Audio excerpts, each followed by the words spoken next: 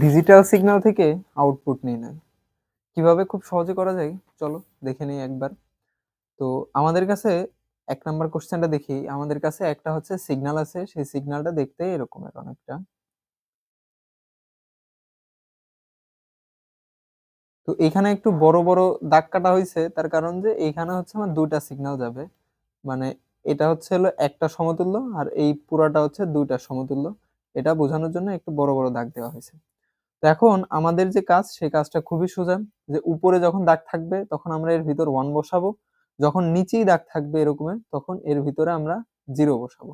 Same ভাবে দেখো, উপরে দাগ এরকম একটা ঘর আছে, তো এই জায়গায় একটা 1, এই জায়গায় একটা 1, কারণ দুইটা ঘর আছে তার জন্য। আবার দেখো এই যে এইখানে টার্মিনেটেড হয়ে গেছে এবং নিচেই দাগ, তার জন্য এখানে 0। এখন আমার কোশ্চেনে বলছে যে এই সিগন্যালটির আউটপুট মান কত, মানে এর মান নির্ণয় করতে বলছে। দেখ বাইনারিতেই আছে। প্রথমে আছে 1000000, 1000000। তো আমাদের অ্যান্সার হবে ক নাম্বার। তো কোশ্চেন নাম্বার 2তেও এটাই বলছে যে সিগন্যাল এ এর আউটপুটটা কত সেটা নির্ণয় করতে বলছে। যে এখন আউটপুট নির্ণয় করে সমকক্ষ হচ্ছে দশমিক মান নির্ণয় করতে বলছে। তো কোনোভাবে যদি আমরা বাইনারি মানটা বের করতে পারি তাহলে খুব সহজে আমরা সেই দশমিকটা নির্ণয় করে ফেলতে পারবো, কারণ আমরা ক্যালকুলেটরের সাহায্যে খুব সহজে কনভার্সন করে ফেলতে পারবো, কোনো সমস্যা নেই। তো এই হচ্ছে আমার সিগন্যালটা। তো সিগন্যালটা এখানে টার্মিনেটেড হয়ে গেছে, তো আমি ধরে নিতে পারি যে এইখানে আমি সিগন্যালটা শেষ করব। তো দেখো এখানে তাহলে কি ছিল, যে উপরে দাগ থাকলে সেই ঘরের মাঝে 1, আর নিচে দাগ থাকলে সেই ঘরের মাঝে 0।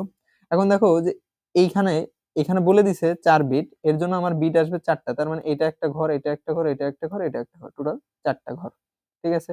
তো 1 0, আবার উপরে দাগ 1, নিচে দাগ 0। আমার এইটা কত আসলো? 1010। তো এটাকে যদি আমি ডেসিমেলে নেই, তো ডেসিমেলে নিলে আমার আসে হচ্ছে 10। তো সেম ভাবে তুমি যদি হেক্সাডেসিমেলে নাও, হেক্সাডেসিমেলে নিলে আসবে হচ্ছে আমার হেক্সাডেসিমেলে 10 মানে হচ্ছে হলো এ, আর হচ্ছে অক্টালে 10 মানে হচ্ছে 12। তো আমার কনভার্সন হয়ে গেল। এখন কনভার্সনের পরে আমার যেটা চাইছে, তখন দশমিক চাইছে, কেউ অবশ্যই অক্টাল আর হেক্সাডেসিমাল অবশ্যই করবে না। তো দশমিকের অ্যান্সার এখানে ক নাম্বার, সেটা প্রিভেল আছে, সেটাই হবে আমাদের অ্যান্সার। এরপর আসো 3 নাম্বারটা দেখি। 3 নাম্বারটাও অলমোস্ট সেম। দেখো এখন আমরা হচ্ছে হলো ঘর গুনবো। প্রশ্নে কিন্তু বলে দেয় নাই যে আসলে কয়টা কয় বিটের সিগন্যাল, এটা বলে দেয় নাই। তো আমাদের এখন বুঝে নিতে হবে। দেখো এই ঘর আর এই ঘর ইকুয়াল ইকুয়াল আছে। তো এইখানে কিন্তু টানটা একটু বেশি দেওয়া, তার জন্য কি আমরা এটাকে দুইটা অংশে ভাগ করে নিতে পারি, চোখের দেখাই। তার মানে কি এইখানে আছে দুইটা ঘর। তো এবার চলো আমরা আমাদের নিয়ম অনুযায়ী হচ্ছে সিগন্যাল বসাই দিব। এরকমের ঘর উপরে যখন দাগ থাকবে, এই যে এই উপরে দাগ, উপরে দাগ থাকলে আমরা এই ঘরের ভিতর অন বসাবো। যখন নিচেই দাগ, এই যে এই নিচেই দাগ, নিচেই দাগ মানে আমরা এই ঘরের মধ্যে 0 বসাবো। আবার উপরে দাগ, তার মানে আমরা এই ঘরের মধ্যে 1 1 বসাবো।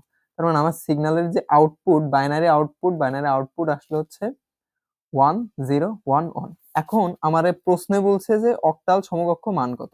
এখন আমরা এটাকে অক্টালে নিয়ে গেলে আমাদের অ্যান্সার আমরা পেয়ে যাব। তো অক্টালে নেওয়ার নিয়ম কি ছিল, যে বাম দিক থেকে ডান দিক পর্যন্ত হচ্ছে 3টা বিট নিব। 3টা বিট নিয়ে এইটার হচ্ছে আমরা অক্টাল মান লিখবো।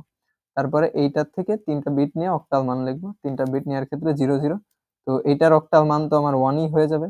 আর হচ্ছে এটার অক্টাল মান হবে 124। এই সিস্টেমে যদি করি 11, তার মানে হচ্ছে 3। তার মানে অক্টাল মান এখানে হচ্ছে হলো 13। এটাই হবে আমার অ্যান্সার।